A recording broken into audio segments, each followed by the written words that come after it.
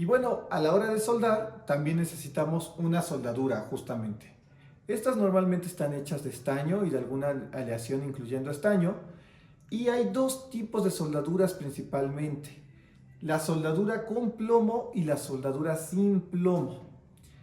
Esto es importante porque hay algunos países, principalmente en Europa, en donde ya la soldadura con plomo está prohibida, porque tenemos que recordar que el plomo es una sustancia tóxica. Entonces aquí va un tip muy importante de seguridad. Nunca debemos de comer mientras estamos soldando. ¿Por qué? Porque aunque sea poco que estemos tocando nuestra soldadura en plomo, al menos en países como en México, donde esto fue grabado, la más común es la de plomo, también es la más económica. Entonces, si nosotros le estamos tocando constantemente y agarramos un pan o agarramos una hamburguesa y comemos, vamos a estar intoxicándonos con plomo, que aunque puede ser muy poca la cantidad, si lo hacemos por mucho tiempo, puede llegar a ser peligroso. Entonces, punto muy importante, no comer mientras estemos soldando o manipulando soldadura. De hecho, se recomienda inclusive para mayor seguridad usar guantes cuando se vaya a soldar. Esto principalmente no tanto para evitar quemarnos, sino para evitar lo más que se pueda el contacto con el plomo de la soldadura. Ahora, ¿qué temperatura utilizar para soldar? Normalmente ahí existe la creencia que mientras más temperatura mejor. La realidad es que la temperatura con plomo tiene una temperatura de fusión, es decir, que se vuelve líquida, de unos 320 a 350 grados centígrados. La temperatura sin plomo tiene una temperatura de fusión mayor, de unos 340 a unos 380 grados centígrados. Normalmente las estaciones y los cautines llegan a calentar a unos 400, 450 grados centígrados como máximo. Sin embargo, no es recomendable usar una temperatura mayor que la temperatura de fusión.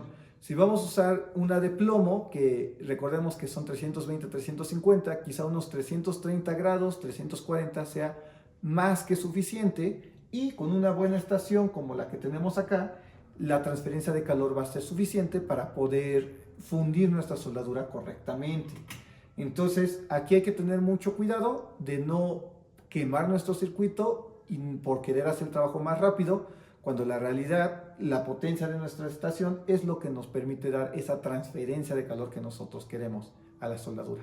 Muy bien, un punto muy importante que a mí me gustaría mencionar, y lo vamos a ver ahorita de forma práctica, pero quiero terminar un poco con esto que es la teoría, es una pieza fundamental también para poder hacer la soldadura, que son los flux o los fundentes. Estos vienen en pasta, a veces también vienen en jeringa. Aquí vamos a poner una foto de cómo vienen en jeringa, y hay de muchos tipos y de muchas calidades. Pero básicamente lo que es un flux y un fundente es un ácido. Entonces, esto es importante saberlo porque esto va a hacer que se nos acabe mucho más rápido la punta, porque el ácido va a deshacer los metales. Ahora bien, ustedes preguntarán, ¿por qué es tan importante un ácido para poder soldar? Cuando nosotros tenemos nuestros PCBs, nuestras tarjetas, estas tarjetas, como están al aire, se empiezan a oxidar normalmente por un proceso común, pues la oxidación con el aire.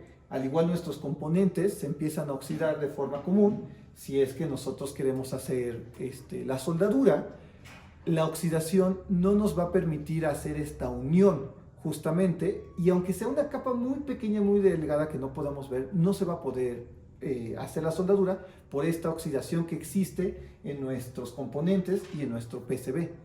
Entonces, para ello lo que hacemos es que aplicamos un fundente, ya sea un fundente en pasta o un fundente en jeringa, y lo que va a hacer es que el ácido va a deshacer la oxidación, y entonces cuando esté refluida, cuando esté líquida la soldadura, se va a poder adherir correctamente a nuestra PCB. Ahora, esto es muy importante mencionar porque la soldadura que tenemos normalmente en pasta hay que tratarla de utilizar solo cuando en verdad sea algo complicado de soldar. ¿Por qué? Porque nuestra soldadura que nosotros compramos ya viene con un flux o un fundente en la parte de adentro. Si nosotros pudiéramos cortar y usar un microscopio para verlo, vamos a ver que ya tiene flux, ya va a tener esto mismo para poder hacer la unión justamente de la soldadura.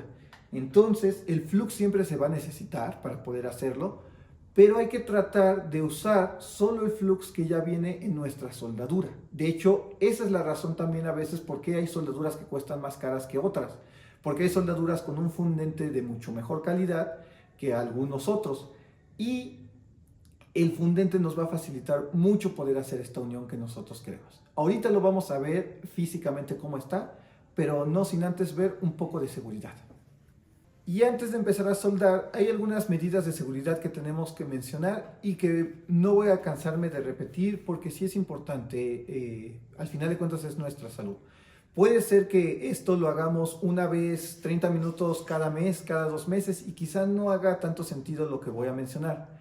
Pero si nosotros todos los días soldamos, o de lunes a viernes soldamos porque es nuestro trabajo, y 30 minutos al día lo hacemos, puede ser mucho tiempo. Entonces hay que cuidar nuestros pulmones, nuestros ojos, y hay que cuidarnos a nosotros mismos. Entonces, primero, usar siempre guantes, porque recordemos que esto es plomo. Y el plomo, al final de cuentas, puede ser intoxicación si todos los días desayunamos y manipulamos soldadura o manipulamos PCBs, y a la hora de comer podemos empezar a intoxicarnos poco a poco con plomo. Segundo, les mencioné justamente que el flux o el fundente es un ácido, y este ácido normalmente no hace ningún daño cuando está a temperatura ambiente, pero cuando nosotros lo quemamos sale en humo. De hecho, lo que podemos ver aquí es que cuando nosotros quemamos este de acá, la soldadura, ese humo que está saliendo en sí es fundente quemado, es un ácido, es el vapor de un ácido que nosotros vamos a estar respirando y nos puede dañar la garganta, los pulmones y los ojos. Muchas veces lo que se utiliza es que tenemos un ventilador pequeño como este que tenemos acá, en donde lo prendemos y echamos el humo para el otro lado. Esta solución no es la mejor. Lo mejor es usar un extractor de humo como el que tenemos acá. Este extractor de humo tiene un filtro especial, que es un filtro EPA, como el que se utiliza en los aviones, para poder absorber todo lo que viene siendo el ácido y las partículas de gas y las partículas de soldadura. Si nosotros usamos solo el ventiladorcito, lo que vamos a hacer al final de cuentas es enviárselo al vecino, o vamos a dejarlo, si estamos en un cuarto cerrado, pues vamos a seguir con el humo, con el ácido flotando. Si no podemos adquirir uno de estos, que sería lo ideal, un extractor de humo, entonces lo que se recomienda es que, además de tener el ventilador, tengamos unos lentes de seguridad como los que tenemos acá, para mitigar lo más que se puede el contacto del humo con los ojos, y también si se puede usar una mascarilla como un cubrebocas para evitar justamente estar inhalando estos gases.